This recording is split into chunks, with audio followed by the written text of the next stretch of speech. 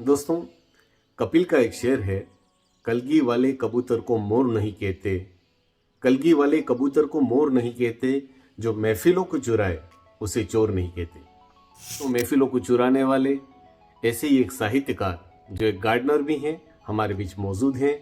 उन्होंने एक लघु कथा लिखी थी अपने गार्डन के पौधे पपीता पर। तो ये कथा आज हम उन्हीं की जुबानी सुनने जा रहे हैं। तो पेश है वो कहानी। ये पपीता पैम्पर्ड चाइल्ड की तरह बड़ा हुआ है। एडजस्टमेंट का कोई सेंस नहीं है इसमें। कभी 2 दिन पानी न मिला तो सूखने लगता, कभी किसी कीड़े ने काट लिया तो सुस्त हो जाता। टेंट्रम यानी जीत ऐसी कि एक टॉडलर, छोटा बच्चा भी कॉम्प्लेक्स कर जाए। एक बार की बात है, बारिश के दिनों में जब हम 2 दिन के लिए कहीं गए हुए थे, लौट के देखा तो ये भाई साहब कीचड़ से सने जमीन पर लेटे हुए थे, जैसे बेतहाशा सस्ती शराब पीकर कोई बेवड़ा पड़ा हो। ये सब देखकर हम हैरान परेशान थे। गुस्सा भी बहुत आया, पर जो होना था हो चुका था। मैं चाहता तो किसी न किसी को डांट कर कि जब हम घर से जा रहे थे तो इस नालायक को बांध कर जाना चाहिए था ना। अपना गुस्सा और जमीन पर लेटे तमाशा कर रहे नालायक पपीता का टेंट्रम कम कर सकता था। पर मुझे याद आया कि दूध उबल के डुल जाए, उसके बाद डांट डपट करने से उल्टा नुकसान ही होता है, फायदा नहीं। लास्ट टाइम बुरी तरह डांटने के बाद दूध वाला स्टोव मुझे ही साफ करना पड़ गया था। मैंने जैसे तैसे ये कहते हुए कि अभी बचपना है, जब बड़ा होगा दुनियादारी की जिम्मेदारी उठानी पड़ेगी, तब समझ जाएगा।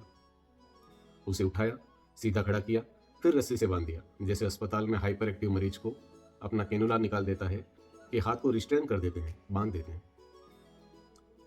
फिर उसके पैरों में कुछ तगारा मिट्टी डालकर उसे स्थिर किया, जिसे तगारा टैबलेट नींद की एक आयुर्वेदिक दवाई है, देकर मानसिक अति सक्रियता को मंद किया जाता है।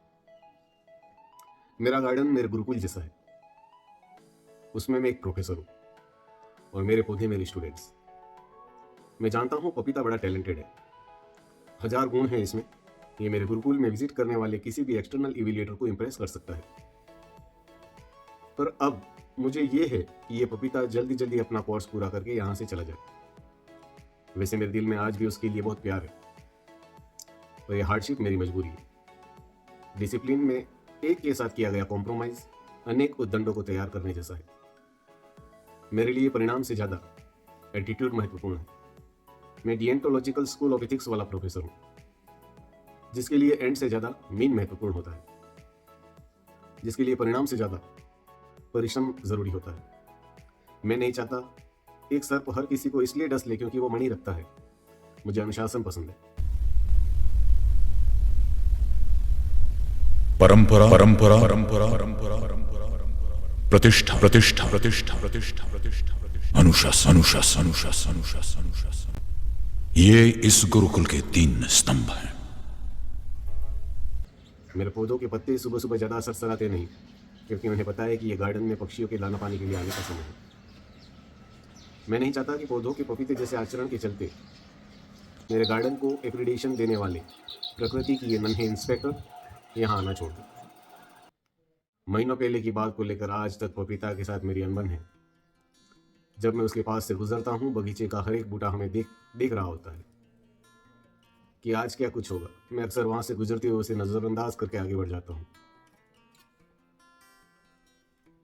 और कल शाम कई रोज बाद मैंने उसे तब निहारा जब पूरा बगीचा सुहानी काली ठंडी रात में अपनी अपनी पत्तियों को ओढ़े सो रहा था। वो भी सो रहा था। मैंने पाया कि वो नालायक सा पपीता एक पीता बन चुका है। इस पर बहुत सी जार ककड़ियाँ लग चुकी हैं। पपाया को जार ककड़ी कहते हैं, शायद इसलिए क्योंकि इसमें 1000 ककड़ियों को पैदा करने की क्षमता होती है। इसे जार ककड़ी इसलिए भी कहा जाता होगा क्योंकि इसमें 1000 अन्य ककड़ी जितने गुण होते हैं। दोस्तों, आज जब मैं बगीचे में गया तो मुझे अपने पपीता में ग्लानि और पश्चाताप नजर आया। शायद इसलिए कि वो परिपक्वता के साथ आने वाली ठहराव को पा चुका था। मैंने उसे रस्सी के बंधन से आज़ाद किया। वो मुझसे कुछ कहना चाहता था, पर सबके सामने कुछ कहने से उसे एम्ब्रेसिंग फील ना हो। मैं आगे बढ़ गया। तभी धड़प की आवाज़ आती है। पीछे मुड़ के देखा, पपीता कृतज्ञतापूर्वक मुझे अपना फल देकर दृष्ट भाव लिए खड़ा है। उससे मेरी तरफ अनवरत प्रेम बह रहा था। मेरा निर्निमेष उसे देखना उसके प्रति मेरी खींच के दाग को निर्मल कर रहा था। मैं सबके सामने ये बोल तो नहीं सकता था कि मैंने उसके अपराध को माफ़ कर दिया, पर हाँ, मैंने माफ़ कर दिया था।